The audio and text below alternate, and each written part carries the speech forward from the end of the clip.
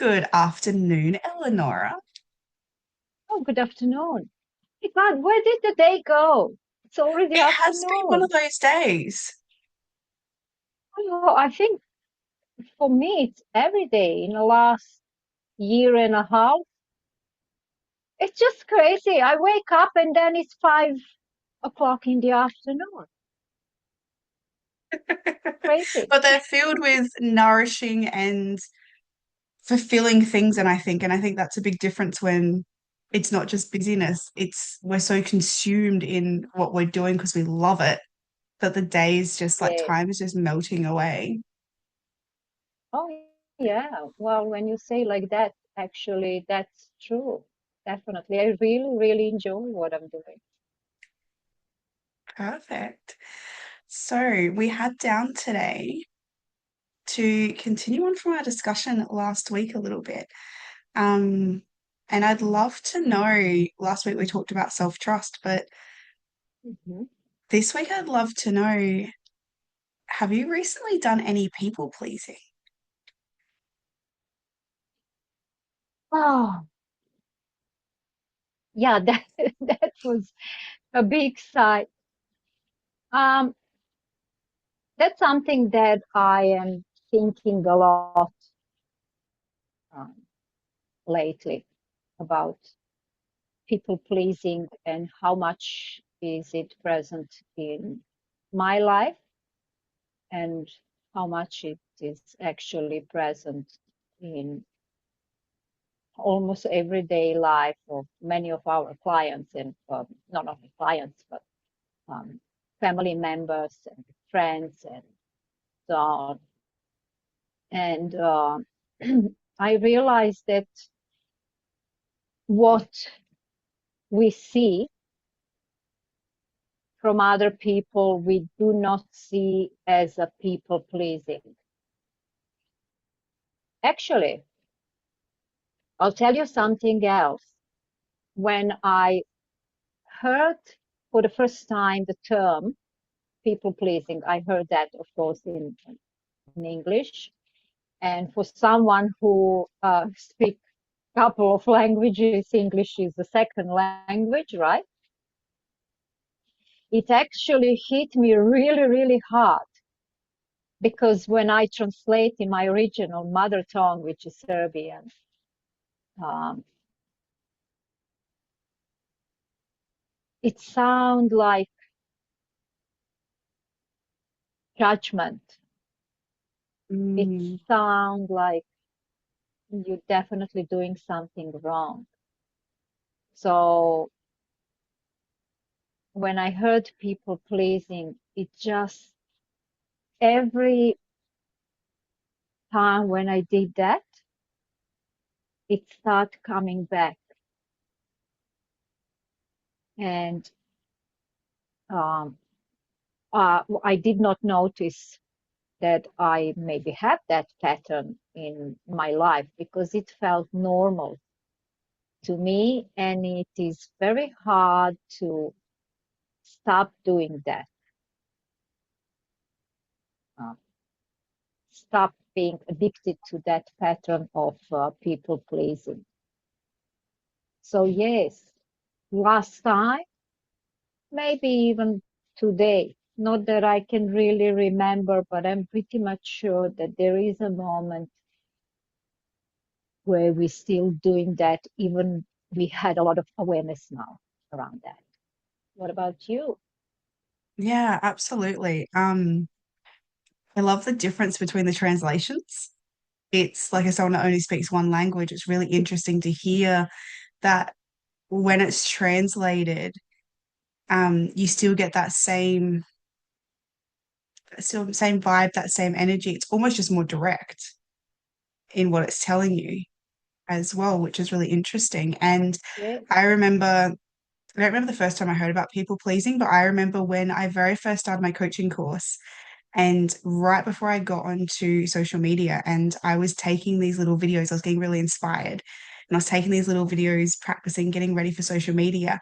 And one of them, I was talking about people pleasing. And halfway through the video, I just stopped. And I realized for the first time that I had been people pleasing a lot throughout my life. And before that, it always felt like something that other people were doing, I wasn't doing. And I just remember that being a real aha moment as well. And I think it deepened my understanding of people pleasing a little bit more. And you're right, we do still drop into it even when we are conscious of it. And I guess sometimes maybe it's a bit of a protection mechanism and sometimes it's okay in different circumstances. But I definitely done it today with responding to messages and phone calls.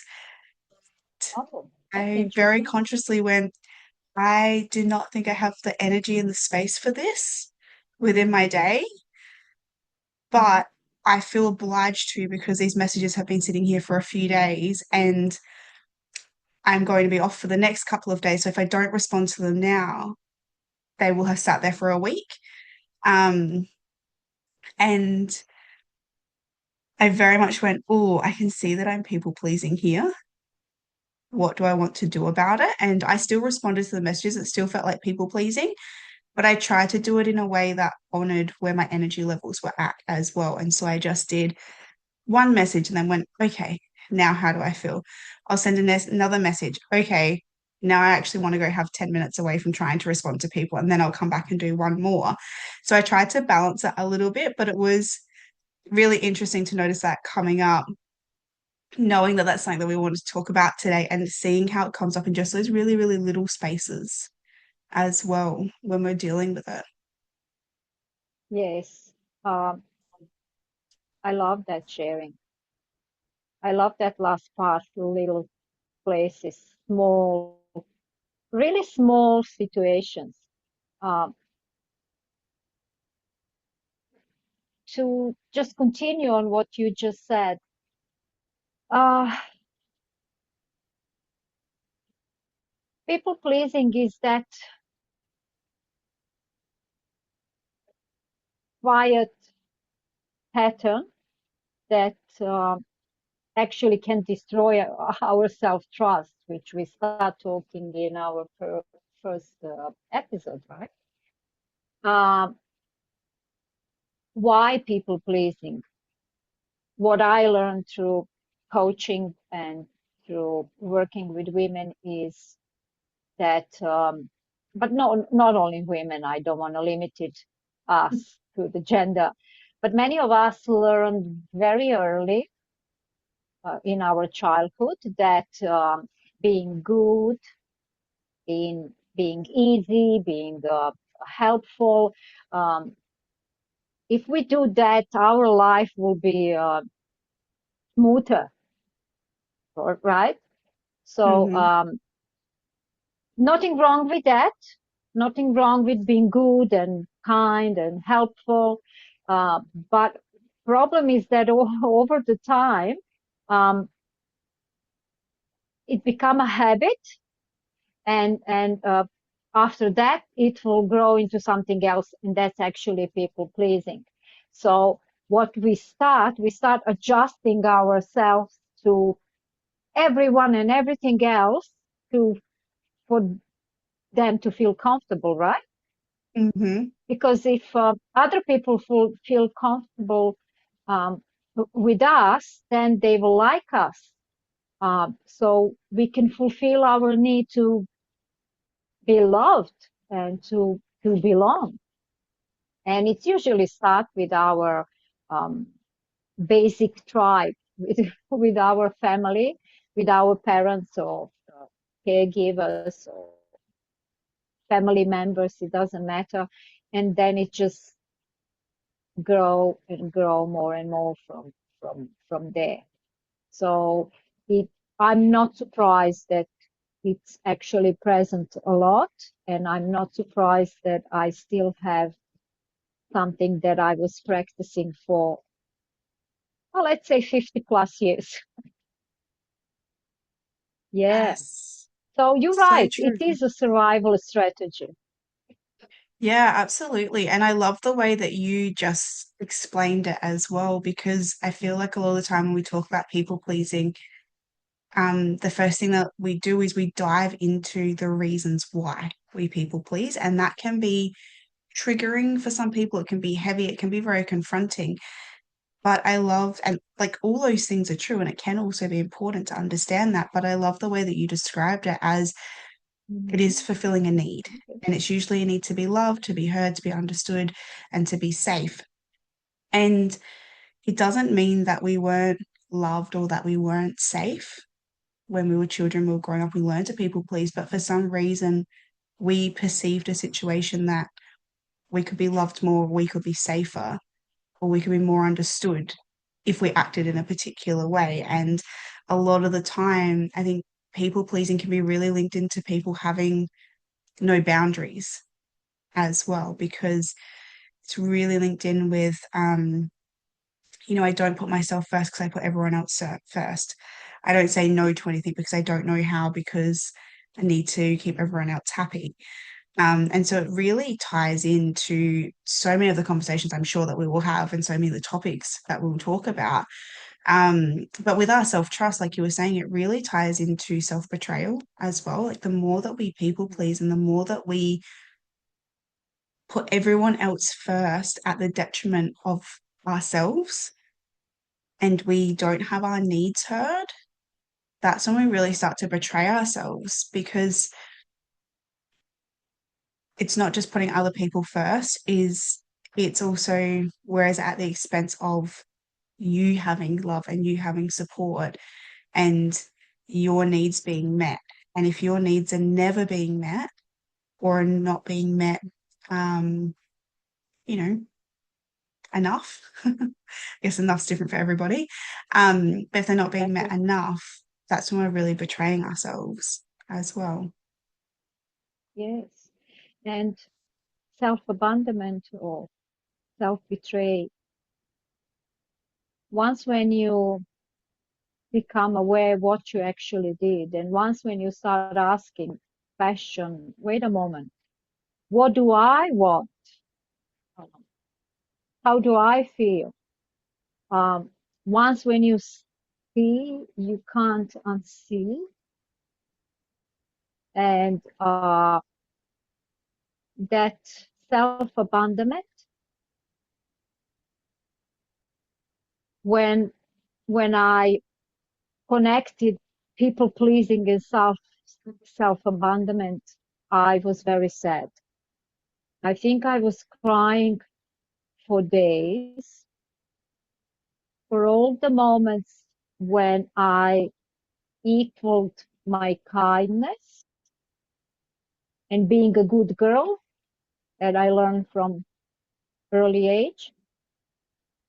When I equaled that, uh, I lost my thoughts, but I equal kindness with in the same time when it was actually a people pleasing. Yeah. It's not that I didn't want to be kind, but kindness have to be choice. You have to feel good with yourself when you are kind, not just being kind because, okay, I'm going to be kind and that person going to love me. And I'm not saying that we're all doing that purposely and consciously. Oftentimes it's just unconscious learned pattern where we think that um, kindness meaning a good person, even when it's false, when it's fake, when it's not for real. So what I did not know then, that every time when I did that, forgetting about myself, trying to maybe shrink to fit in a um, local community or family or my partner life, doesn't matter. Every time I was actually betraying myself, not being honest towards myself. So for me, very, very hard subject. Being coach and learning and maybe being one step in the front of people who did not go through the coaching school. doesn't mean that we healed and know everything. So yes, those little moments are still present. Mm. And And I thank think you we for need to unfold that better. absolutely, and thank you for your vulnerability here as well, because like you said, That's it's not okay. always an easy conversation to have, especially when we live through it. Exactly. Um, and I think there can be a lot of confusion with people pleasing as well, because we Mhm. do talk about, like you said, it's when are we being kind, but we're not being true to ourselves. And I think there can also be sometimes like the people pleasing can be so deep in someone's patterns and their behaviors that we see it. I'm sure you've seen it as well, especially with clients all the time that come in and they start to want to shift through people pleasing. And a really, really common one is I do everything for everyone else, but that does make Mhm. me feel good. I do enjoy doing Mhm. that. I do enjoy doing that kind of. So because I enjoy it, because that makes me feel good, that means that it is really good for me. And there can be a real distinction in there that can be really hard to pick up on. And I think maybe a way to think about people pleasing that can shift that for people is if you are never, ever either one, putting your needs first, but also letting other people meet your needs and letting other people Mhm. come into your world to support you, you're probably people pleasing. If you're the one that's always doing the support and either never getting your needs met or always meeting your needs independently, quietly behind closed doors by yourself, it probably means that you're people pleasing. And I think that can be a hard distinction for people to make because sometimes we live in this culture where, especially for women, we're going to be independent and we're going to do everything ourselves. And, the whole we don't need no man and all those sorts of things. And it has shifted a lot as human beings. We need support and we need connection and we need other people to come into our worlds, whether that is through a partner, family members, friends, um, paid professional support, different groups. It doesn't matter what that looks like, but we all need support. And that was something I think I learned the hard way as well was working out how to have support and how to voice my needs, but also how to have the right support as well. And, Yes. I don't know how many times I went to people who were unable to either support me at all or support me in the particular needs that I was bringing to them. And that can make it feel really lonely and like you're doing something wrong and like you are supposed to do it all yourself. But I think there's a real emphasis on having support systems, and it might take a little bit to iron out who those people are and, you know, which people bring which support into your life because not everyone always be able to support everything for you. But really learning who are my support systems. And I remember the first time that I really needed a support system in my life that I was conscious of it. I actually wrote a list of people. And I think there was about 12 Mm. people on it. And I wrote a list and I'd been through some pretty traumatic stuff. And I was like, I need people around me that one, know what I've been through because I can't pretend that this hasn't happened.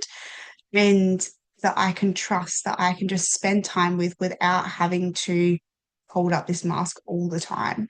And so I did. I wrote out a little list, and most of those people were able to meet that need. Some of them were not. And I did get some really um, interesting responses from a few people, but most of them were able to meet it. And that was the very first time that, yeah, I'd ever consciously gone and sought out support for where I was at in life. Um, and that just popped into my head, and I'm like, wow, I'm really glad that Ask Me did that, even without the coaching training, even Yes. without, all those other tools Yes. that I now have. For whatever reason, I just knew to do that. And I'm really glad that I did it. Yes. Isn't that beautiful? And look how nice is when we are vulnerable and when we are able to um, admit this, our own struggles. When um, when we are going through a struggle, we think, "Oh, it's it's just me. I'm alone in this." But actually, that's not true. Um, we are never alone. We just sometimes have to ask for help. And for many people, including me, the hardest part was not maybe being vulnerable, but ask for help. Um, and yes, I will agree with you, not every kind of help can be a proper one. So just be open and searching around. And yes, I agree with another thing, and that's that people pleasing when we're talking about that. And I really wonder if there is another term for this, but because we're going to repeat that term a lot. Um, so people pleasing is definitely misunderstood. It's not like, but some people will say it's a way of manipulation. Well, it is not, or usually not a manipulation, or that's your weakness. No, it's not even weakness. And it's taking us back again to what you mentioned, survival strategy. We learned that when we were young. Um, Actually, I think that many of us over the time become experts when you enter the room, and you start reading the room, you start, you know, um, adjusting your tone. If you see that someone is maybe upset or like you don't want to shake the boat or rock the boat, or however you say that. Um, Maybe we will even suppress our opinion in that moment. At least I'm talking really, really from my own experience and my own perspective, of course. But I used to do that a lot, to keep the opinion for myself, to keep the peace. And um,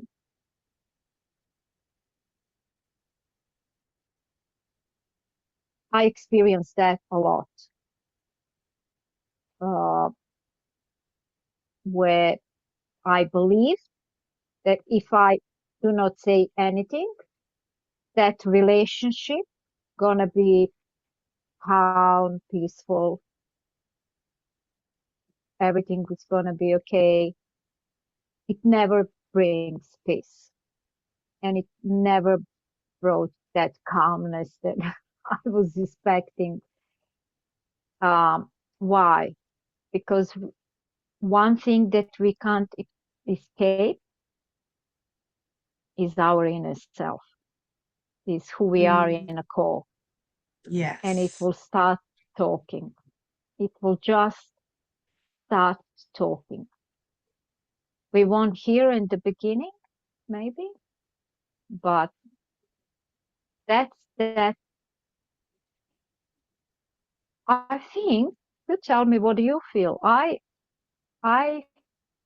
felt, when someone is ask you for a favor or to do something for them, usually at work, the colleague will ask you, can you do this instead of me or whatever? You fill up the space. And without thinking, automatically, because it's a pattern, it's a habit, we say yes. But while you are saying that yes, we already feel that discomfort in a body. And I love that you and I will always go back to our bodies, because the body knows first, and then mind coming into the story a little bit later. So every time you feel that discomfort, why you said yes and accept something that you really don't want to do. And okay, next time I will do that better. So next time you say no, and what usually hits you is feeling guilty. What about you? This is my experience when I was just trying to figure it out what's going on here. So that feeling guilty is just another emotion that I recognize in a connection with people pleasing, and trying to heal from that. Yeah. It's, I love that you've brought this up because it is definitely something a lot of people feel. And I think sometimes I forget about the guilt part of it when I think about people pleasing, Mm-hmm. but it's something that so many people feel and they try to avoid it. And I think guilt and Mm-hmm. shame go really closely hand in hand as well.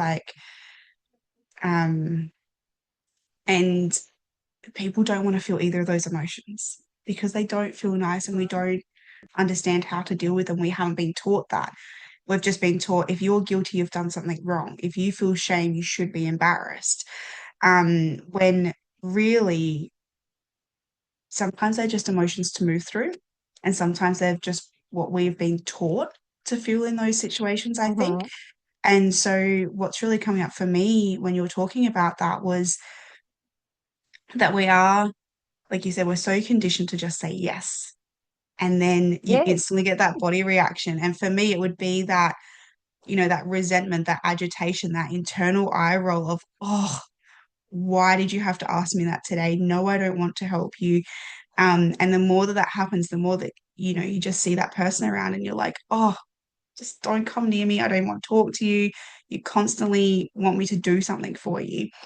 But we also create that by constantly saying yes and letting them know that that's okay.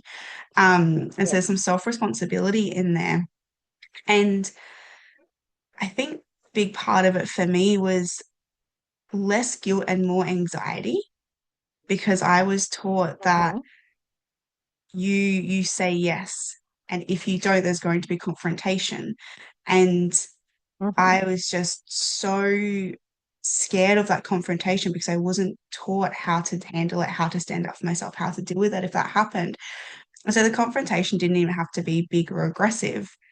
But if someone seemed a little bit, pissed off that I didn't have the time to help them with something or I said no, my nervous system would just be a mess. And I think about it for days Yeah. on end. Are they going to come back? Are they going to have a go at me? Am I going to get messages? Are they now not going to be my friend Mm-hmm. anymore? Is work going to be awkward the next day? And that was really my experience with it was that constant anxiety of what if they're now angry at me? What if they now come back and, Mm-hmm. Mm-hmm. you know, some way display their anger and I don't know how to deal with that. And that was a really hard one for me to, I guess, shift past. And that just came with, I think, experience, age, wisdom, and understanding a lot more about my own self-worth and trusting myself as well. Um, but it's not easy to start doing that at the very start. It's not easy to go from saying yes to everyone all the time and suddenly going, actually, I'd I would have to, for a work example, I would actually have to stay back late to do that for you, and I can't do that today.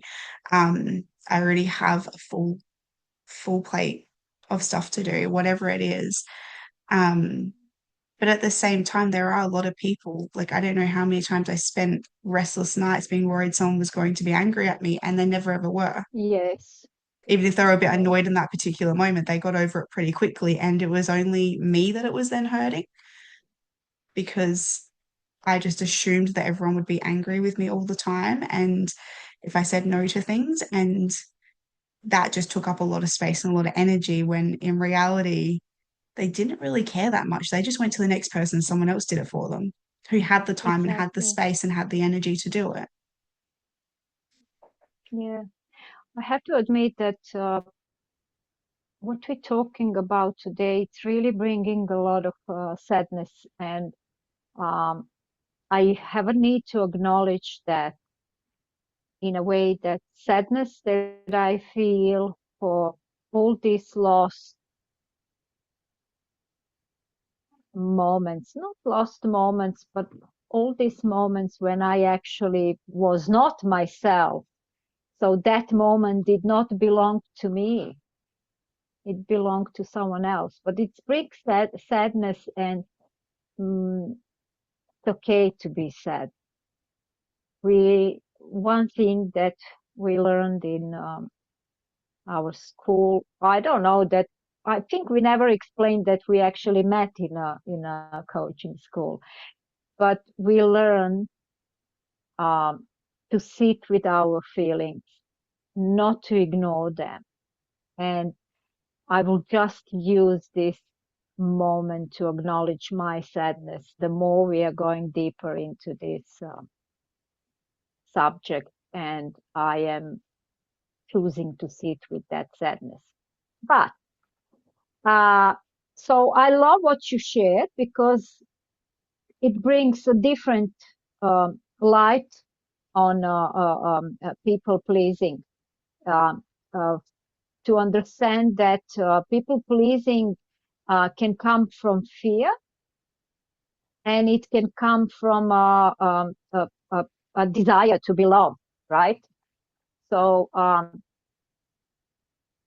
it maybe it starts with that desire to be loved, but over time we it becomes a fear of conflict, as you shared, or fear of rejection, or fear of I don't know, losing connection with our partner. Um, and then we finish up not even choosing anymore. We just automatically adjust uh, because we start to accept that as a normal because normal is safe. So, do you think, I have a question actually for you. Do you think that, which I think it could be also confusing, is there a difference between um, kindness and people pleasing? Mm, How do you see that? I'm really curious. it's a good question, isn't it? Um, Yeah, it and just come up in my mind. I would like yeah, to know. difference between kindness and people pleasing. Whilst I Yeah, articulate my answer to that, um, I'd love to also acknowledge you for just being in your feelings and being vulnerable with it, and give you some yeah. space as well to just breathe Thank into that for a you. minute and just let it be there. Good And idea. yeah, I love that breathing part.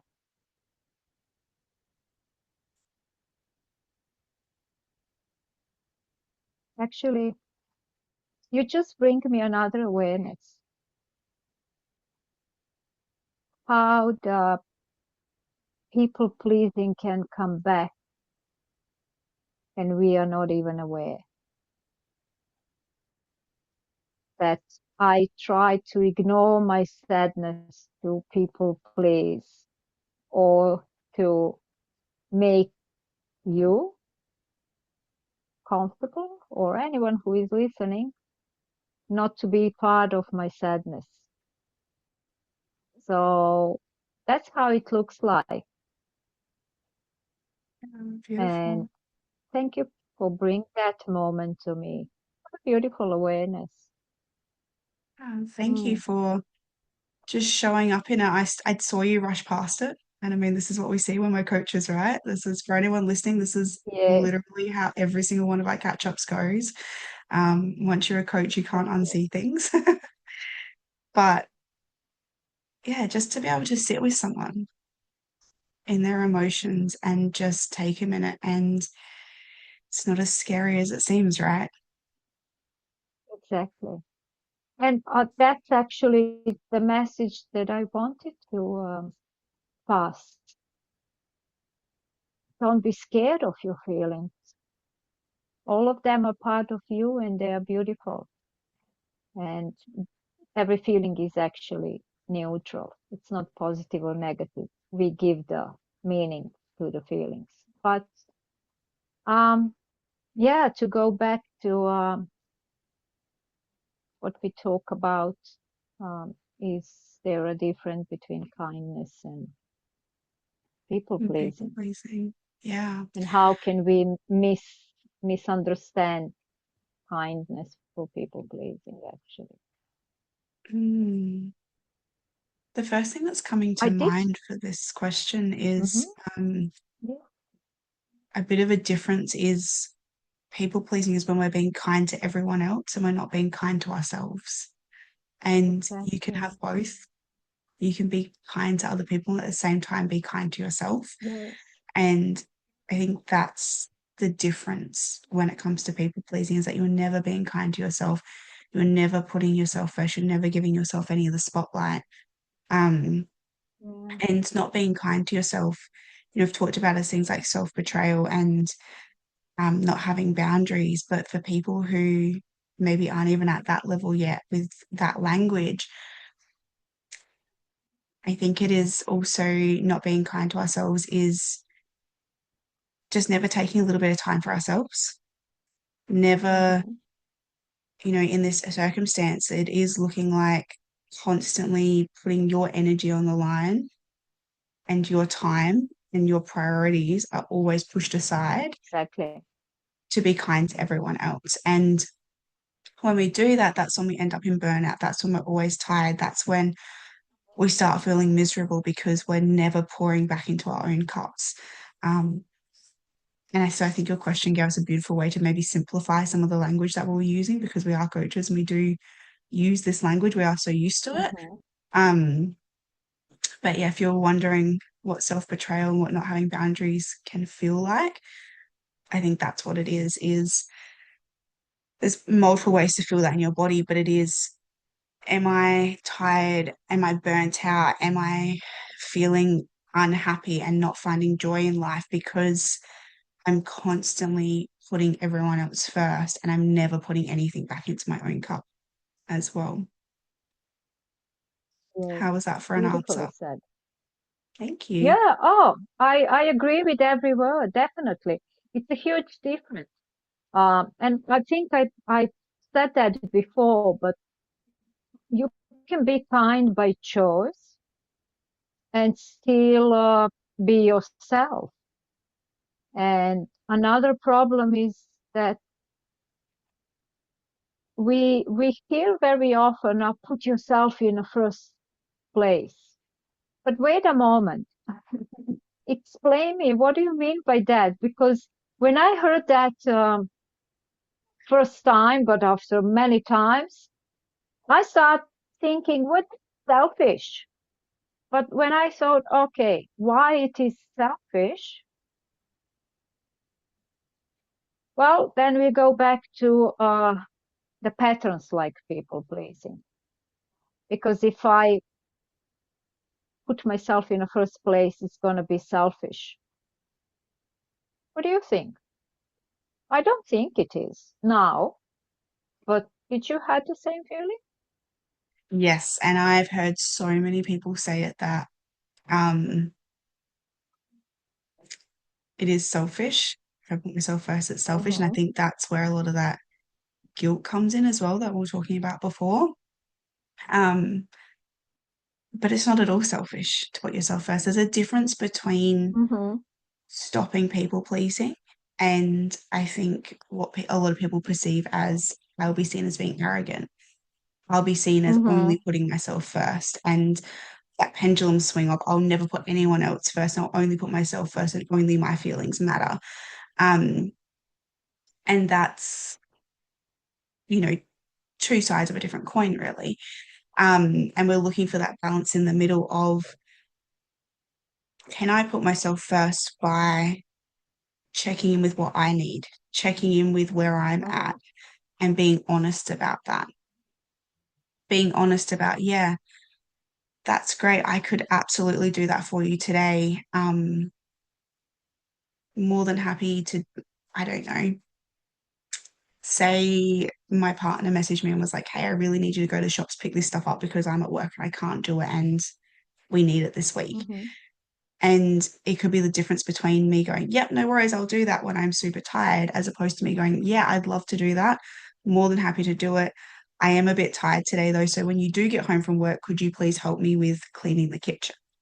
Because I don't have the energy to do both of these things. And I think that can be the difference when we're looking at what does it look like to put ourselves first. It's not always saying no to other people, but it's knowing where are we at and what do we need to balance our needs and checking in with what are our needs to begin with. Do we have time? Do we have energy?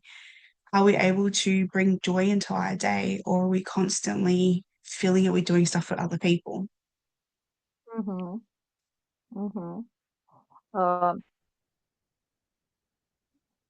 I love that suggestion, how to talk with your partner. And there is a question popping up in my mind. Why it's so hard to do that? Um, so we all have our map of the world, right? And I'm coming from country where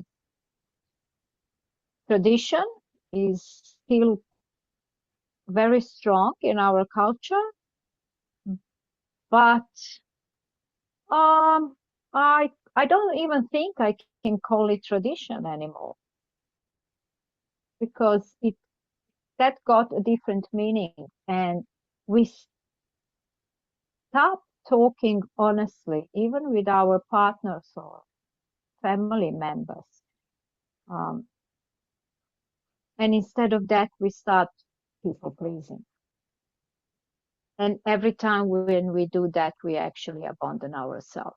And I'm thinking, why it's so hard to say, I am a little bit tired, so, and I still have to clean the kitchen. Is it okay if I go shopping? And, you can help me clean the kitchen. What's wrong with that? But we will avoid that, believing that um, that partner might not like it, that he will be upset or whatever else. I'm just thinking. I don't know. I try to put my thoughts in a in a meaningful sentences, but it's keep going back to why so hard to do that? Why so hard to talk honestly and say honestly why we here, why we what we feel in that moment. Actually, something else came up into my mind. Is maybe that because the society often will reward us for people pleasing? Yeah, absolutely. And I think Mm. you've just hit the nail on the head there and struck a little bit of gold with it, because we Oh, absolutely do wow. get rewarded for it. Like, how stereotypical is it to be the person who does the most gets the promotion, the person who always stays back late and bends over backwards gets the promotion at Yeah. work. Um, they win the awards, they do these things, and as a society, how often is it that we have this stereotype around mothers, especially, not just women, but like if you narrow in on mothers, Yeah. of they will do all the nurture at home. Fathers will bring in the money and the mothers will do all of the nurture. And usually that looks like mothers basically getting everyone else's needs met and never their own.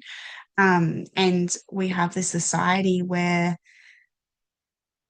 that's very normal and it is rewarded, and it's rewarded to be strong and it's rewarded to Mm-hmm. be resilient, is a word that has been thrown around a lot the last few years.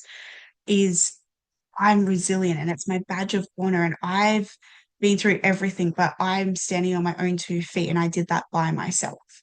I built this by myself. um I'm so independent and I'm so strong that I didn't have to rely on anybody. And that's essentially what we hear all the time from people that are in these situations. Yes. And um, it then becomes really, really vulnerable because it's seen as, well, what if that makes me weak to say, I'm feeling tired, can you Mm-hmm. help me clean the kitchen? Because that just feels like too much today. And then you're like, suddenly, what if I'm seen as weak? What if I'm seen as not enough because I can't do everything 24/7 all the time? What if I'm seen as Yeah. not being capable of enough? And we forget that we're human beings, we're not robots. We're not supposed to be moving at 100 all the time. We're supposed to get tired. We're supposed to have bad So true. days. We're supposed to, move through being sick and getting healthy again. That's just what our bodies do. And we can't live outside of our bodies. Many people try, but we can't live outside of our bodies. We are stuck in this little fleshy home that we have. And that means that just like having lots of different emotions, we have lots of different needs. And some of those needs are today I'm tired and I'm canceling the to-do list. Especially those of us with Yes, like chronic health needs and things on top of it as well. We suddenly are in these positions where we may require a little bit more support than other people.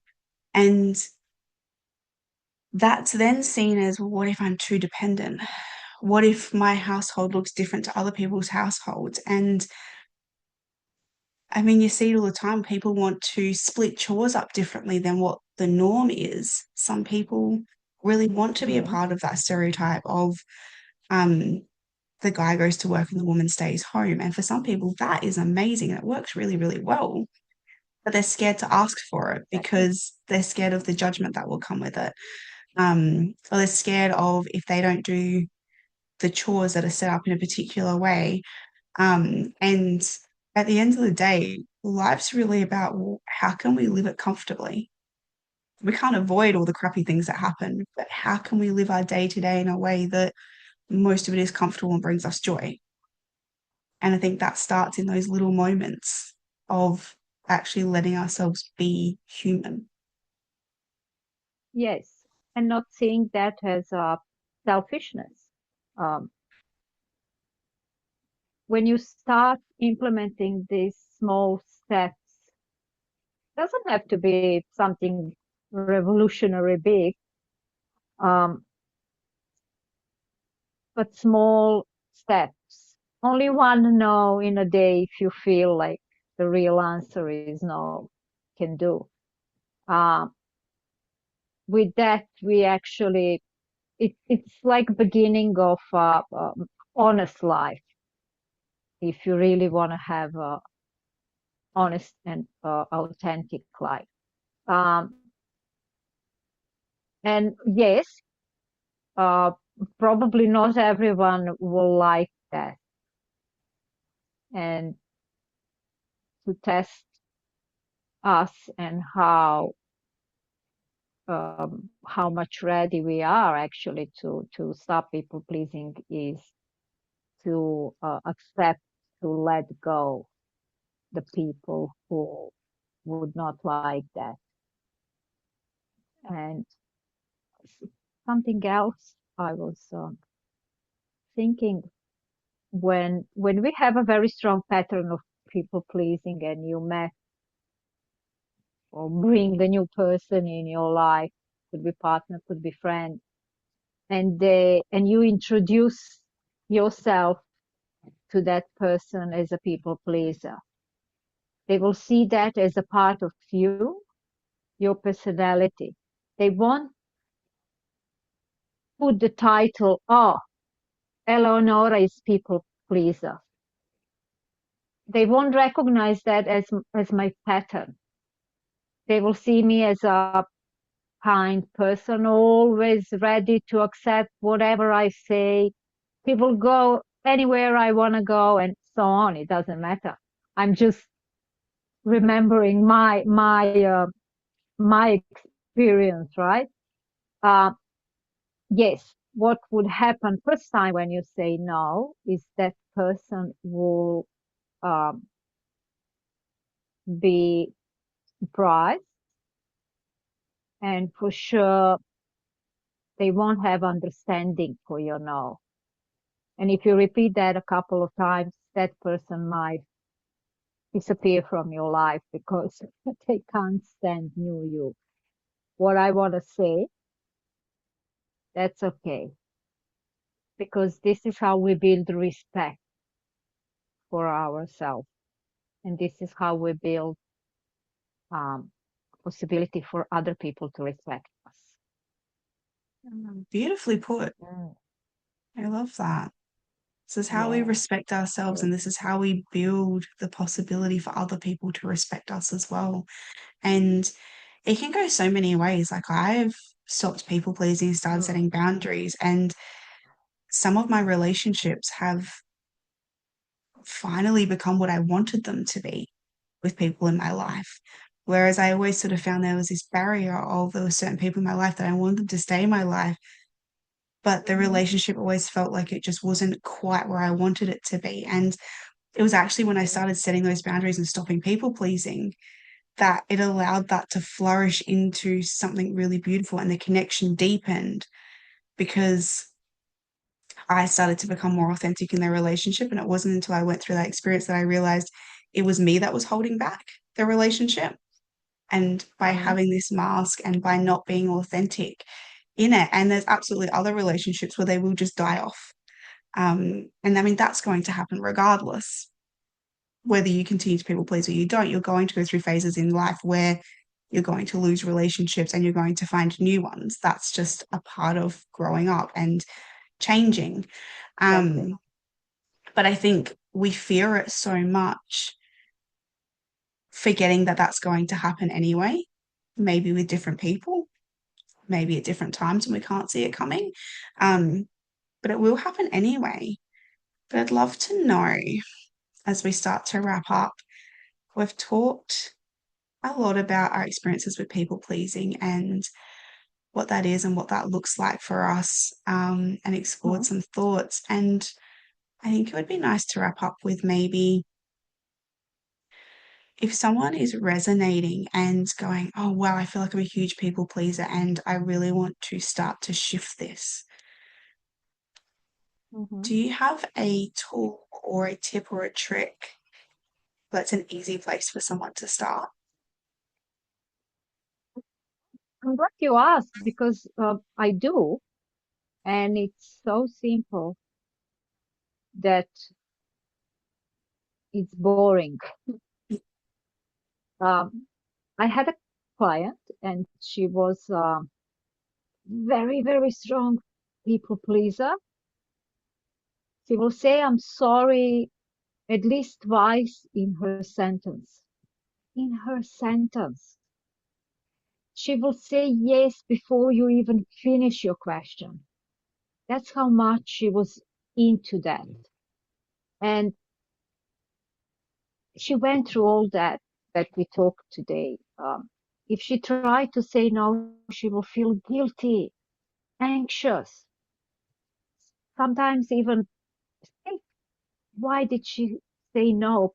That person gonna stop love her. So we work on that. And the first thing that I told her to do, she come back after 2, 3 days and she said, so easy. Why I did not come up with that? I did not come up with that. I learned from other people who knows what they're doing, right? Uh, so don't answer straight away.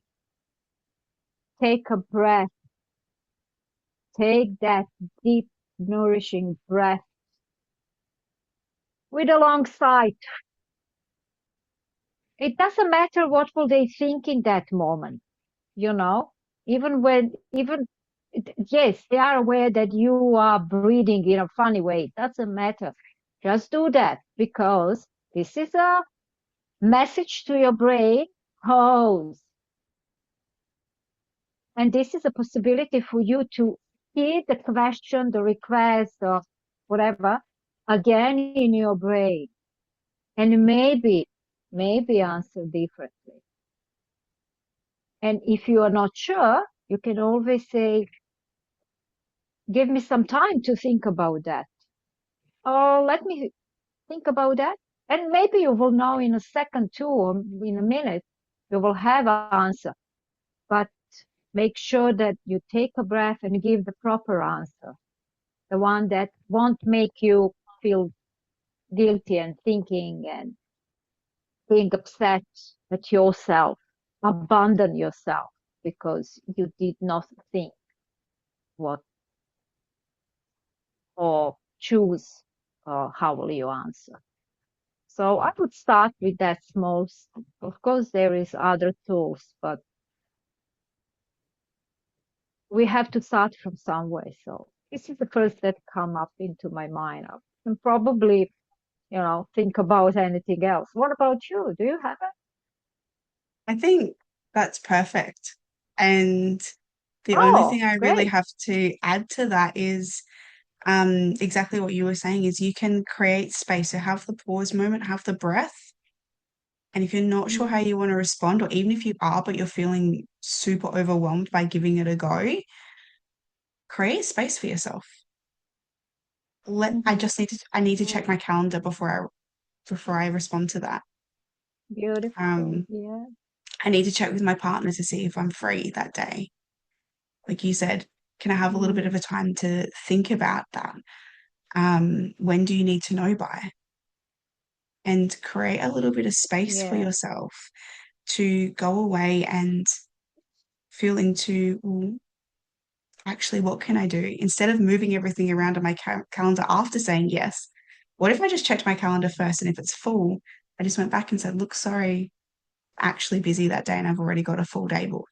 Yes. And just like you said, so first have the pause, and then if you need to create the space for yourself, we don't have to Yes. respond to everything Exactly. straight away all the time.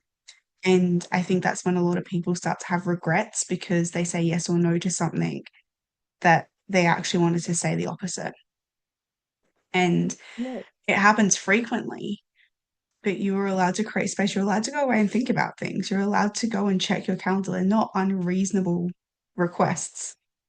That's just Yes. a logical thing to do. It's a very practical thing to do before you book something in. Yes. Um, I will add to that the outcome of my client was that she said nothing changed. I still have the same friends, but I have feeling that they have understanding for me and more respect now when I learn to say no. Not Wow. all the time, but sometimes. So isn't that beautiful? Um, I will just shortly add, after talking about self-abandoning or self-betray, uh, something that I once when I become aware of what we talked about today, uh, I realized that betrayal in my life was not what others did to me, but um, how many times I actually betrayed myself, just to keep the contact um, with that person. So, and because I didn't want to disappoint others.